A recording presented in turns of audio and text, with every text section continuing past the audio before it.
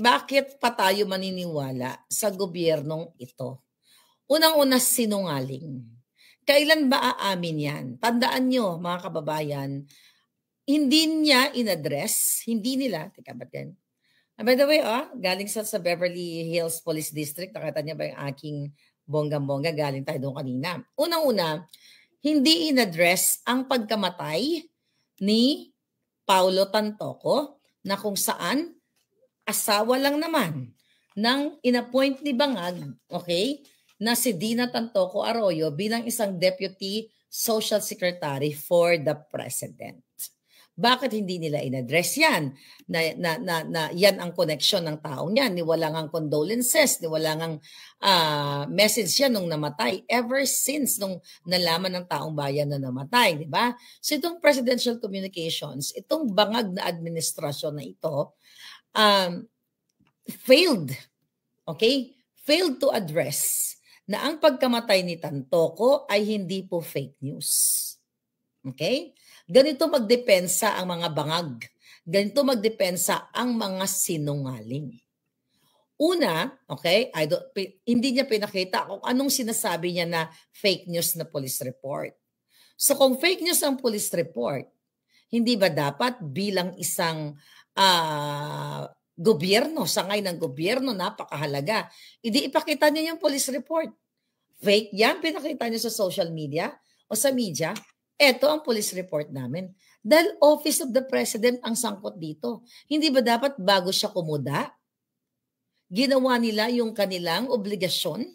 Dahil meron naman tayong bilateral agreement dito sa Amerika para mapasinungalingan lahat tayo na nagsasalita dito na hindi sangkot si Lisa. Hindi ba dapat bago binuksan ang bunganga ng buwaka ng inang itong babaeng ito na nuknukan ng kasinungalingan, ay sinasabi dapat nila na actually ang gobyerno ng Pilipinas ay nakipag-coordinate sa ahensya ng Amerika at hindi totoo yung mga sinasabi ninyo na si Lisa Tanas ay sangkot dito sa pagkamatay ni Tantoco o may kinalaman or o kung ano man.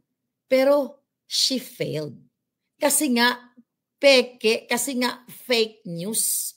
Mga kababayan, yung pagkamatay ni Tantoco, ayaw nilang i-address. Hindi po yan peke. Bakit? May police report. Di ba? Confirm. Okay? May police report. Ito nga, may police report, mga kababayan, na may Paulo Tantoco. Ito, hawak natin. Although ito yung hindi pa nalaman na siya ay namatay dahil sa pulboronic video. So ito, hindi nila ito magpasinungalingan na may taong pangalan na ganyan na namatay dahil sa pulboronic effects. At itong taong ito ay kasama ni Lisa Tanas, di ba? Na hindi nag-survive kasi kumanta sila ng I Will Survive the night before siya na-chogi. Pinost natin yan sa Buljakan. So ito ay hindi niya in-address na may namatay na Paulo Tantoco dahil sa aksidente na hindi pa masabi kung anong aksidente at may presensya ng pulboronic yung kanyang katawan. Okay? Nakalagay naman dyan, ayan sa hotel. Okay? Although hindi nakalagay, Beverly Hilton to namatay, di ba? Ngayon, hindi niya in-address na may namatay na Tantoco, 'di ba? Dahil nga ipinakita, available online 'yan, ang result, 'di ba? Na nakalagay doon sa toxicology report, okay? Na namatay nga siya, mga palangga, dahil sa aksidente at nagkaroon ng heart problem nung isa sa dahilan ng kanyang kamatayan, and also that pulboronic effect. Hindi po fake news ang inilabas ng Los Angeles Medical Examiner, mga kababayan. Ang pagkamatay ni Tantoco na may pulburon, mga kababayan, hindi po yan fake news at bawal po yan. Sa Amerika, ang pulburon. So definitely, may pananagutan ang gobyerno ni Bangag. Kasi merong basihan na ipinakita ang ang coroner's office o yung medical examiner. Hindi po yan fake news. Ngayon, itong bangag na administrasyon na ito, okay? Ang in-address lang niya, yung police report, I don't know kung anong ibig niya sabihin na po, anong police report ang minimin niya, kasi pwede naman talagang magtanim, gagawin ng Malacanang, ng bangag administration, gagawa sila ng peking police report, as itatanim, whether itanim sa mga vloggers and everything, kasi di ba yung inciting to sedition, tinamnan kami ni SAS. So hindi natin alam kung ano yung minimin niya na fake na documents. By the way, kasi binasa ko lang yung article, meron ba siyang ipinakita? Can you comment, Palangga? Meron ba pinakita yung si Auntie Claire, itong bigaon ito, babaeng itong walang laman ang utak, meron ba siyang pinakita na sinasabi niyang police report na peke? Meron ba? Wala siyang pinakita, di ba? Wala siyang pinakita, pero hindi nila ina-address yung matay ni Tantoco. Hindi niya in-address yung toxicology report, 'di ba, yung autopsy, 'di ba? Hindi po enough 'yun. Nasasabihin lang nila fake news. Fake news niya na dinadawit ng si Lisa Tanas. Hindi niya pwedeng baliwalain yung dokumento na ilalabas ng medical examiner, mga kababayan. Okay? Hindi nila pwedeng sabihin na yun doon lang sila tututok. Kasi may namatay na kasamahan nila. At ang nag-organize ng event na yon at ang gumastos ng event na yon, pera ng taong bayan. At nandoon si Lisa Tanas nung gabi at marami pang iba, GMA executive, mga artista, si Jinggoy, si Jingay, si Keso, 'di ba? Si Frasco, 'di ba? At marami pang iba. I think may doon sa isang police report na inano ni Dean, meron pang si Omar or, basta marami pa, mga kababayan. So, hindi po pwedeng dahil sasabihin niya, yung police report, peke yan, ganyan-ganyan. So, end of story na. End of story na. Kaso lang, wala ding kwenta yung mga reporters doon, so wala talagang nag-follow up. Wala talagang gumisa kay Clarissa Taratara para sabihin na, teka muna. Okay? Auntie Claire o Clarissa Taratara. How about yung issue ng pagkamatay ni Tantoco? Yan ba ay peke din? Ano ang masasabi nyo dito sa toxicology report na ito ay mayroong pulburon effects? Walang follow-up question.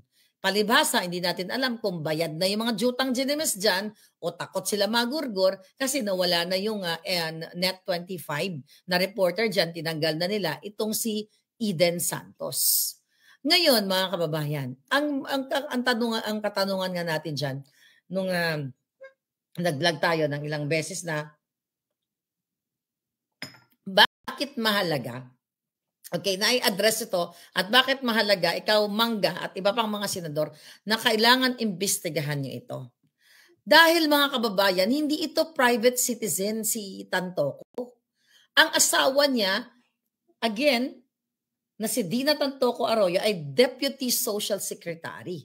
Meaning, mga kababayan, ulit-ulitin natin, gumamit sila ng pondo, ng pera ng bayan, pera ng Pilipinas, gumamit sila ng public funds, si Lisa Tanas, at nagstay sila sa mga 5-star hotels, nagparty sila, nag-hinar nila si Jokoy, na hindi natin, na alam naman natin na kung si Lisa Tanas kasama ni Jokoy, pera ninyo ang ginastos doon.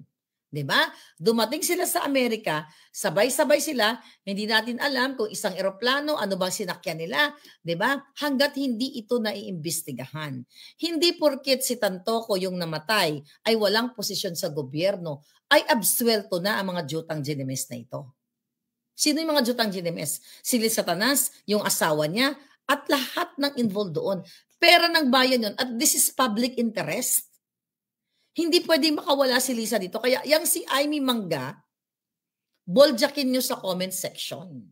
Sabihin nyo, wag kang epal, wag kang hanggang Facebook lang. Mag-open ka ng investigation para malaman ng taong bayan magkano ang ginastos ni Lisa Tanas, magkano ang binayad sa performer na si Jokoy, sino ang namasahe sa mga umattend na mga artista, sino ang nagbayad ng kanilang mga hotel, Lahat ng mga dokumento, hingiin, makikita yan kung mayroong proper investigation dahil kung talagang totoong tapat ito si Amy Marcos na hindi naman talaga tapat sa sinasabi niya dapat magpaliwanag ang Malacanang, hindi magpapaliwanag ang mga putang ina. Nakita nyo nga puro kasinungalingan. Hindi nga in-address yung pagkamatay. So hanggat hindi si Amy Marcos at iba pang kayo mga senador, I don't know kung kaninong committee ito ang dapat mag-imbestiga. Pera ng bayan to eh. Gumasto sila, nagpakasaya sila sa Amerika, mga kababayan. Di ba? Kasama sa entourage. Hindi nila pwedeng pagsinungalingan. Yung napinost natin dyan, nagkantahan pa. Bago namatay itong si Tantoco, nagkantahan pa. Kasama yung mga opisyal. Hindi siya private citizen lang. Kaya public concern ito. Pera ito ng bayan. Kaya yung sinasabi ni Taratara, okay, ng Malacanang, ito po ay hindi natin dapat titigilan ito. Dahil, tignan natin, di ba, pinag-usapan namin nila Agent Morales, ni Cathy Binag, the other day, di ba? Yung ang asawa ni ni Tantoco, ni Paulo o ni Pawi, di ba? Kailan sa pangalan Pawi, ay inappoint ng Office of the President. At alam naman natin si Lisa Tanas ang nag-appoint niyan. So gusto naming malaman, Clarisang Boba, gusto naming malaman, Zatanas, Bangag, 'di ba? Magsimula sa bookings, magsimula sa hotel, sa bookings, airfare, lahat ng ginastos ninyo para malaman ng taong bayan kung ano ba talaga. Dahil nga appointed po, mga kababayan, isaksak nyo sa utak ninyo ng asawa ni Paulo Tantoco ay appointed ng Office of the President.